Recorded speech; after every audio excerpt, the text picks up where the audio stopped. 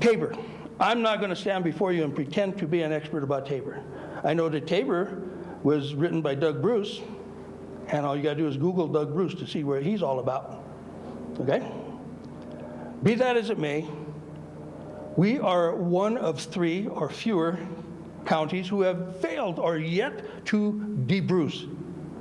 Let me pass this little gem off to you. We recently had a meeting of the Colorado Municipal League Region 14, which is Pueblo and South, over at Mount Carmel, which is the gem of our community. At any rate, I had occasion to talk with the mayor, Crick Carlisle from Starkville. He's a very entertaining guy. I like him a lot. But Crick tells me that even the community of Starkville had the wherewithal to de-Bruce.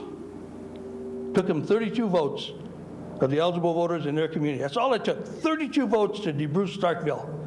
But as a result, the taxes generated by the railroad that passes right through the middle of their town generate $7,000, according to Crick, which now Starkville can keep and use for their benefit, rather than having that money going to Denver for distribution in part of the Tabor refund. Tabor, by the way, I was recently looking at, and I'm not going to remember it correctly, it's a national coalition of state legislatures,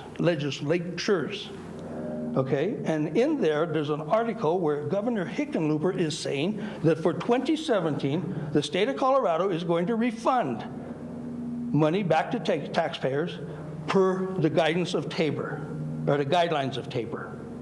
The result is going to be, you're not going to get money, you're going to get tax credits. $11 for every taxpayer. 11 stinking dollars in tax credit is what you're going to get for having failed to de-Bruce. Whereas Starkville,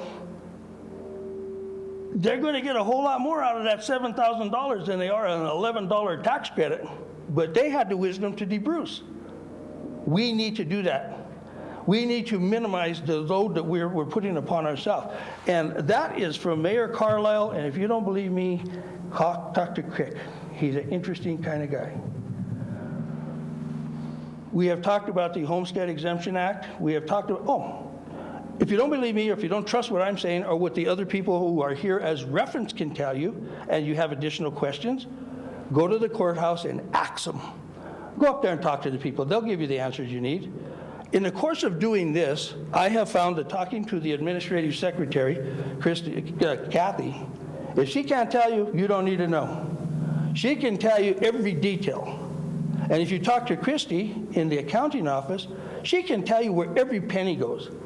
So that those persons who think the county is a bad thing and taxes are a big problem for their benefit, go find out where your money. We're transparent. There is nothing up there that you cannot find out.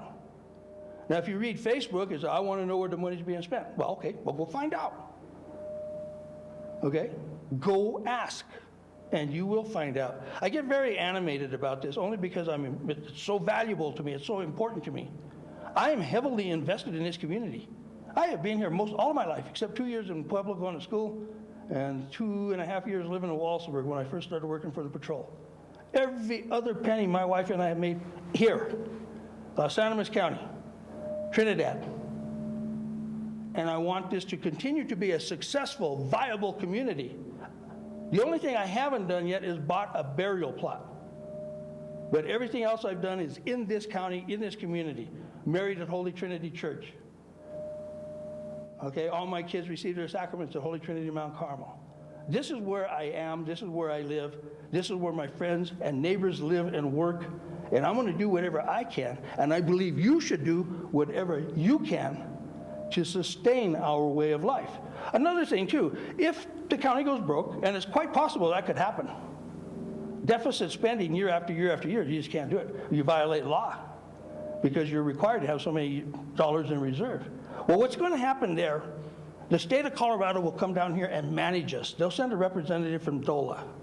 And when that representative gets here, he's not going to give a damn about what's happening in Stonewall or in Kim or in Aguilar or in Starkville or within the city of Trinidad.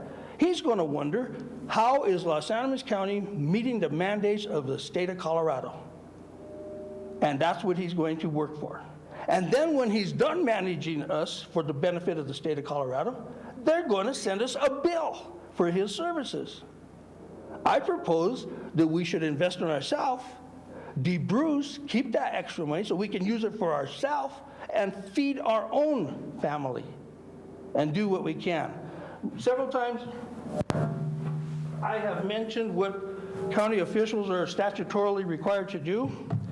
And if you will give me just a minute to find my notes and get a drink of water, I will tell you about it.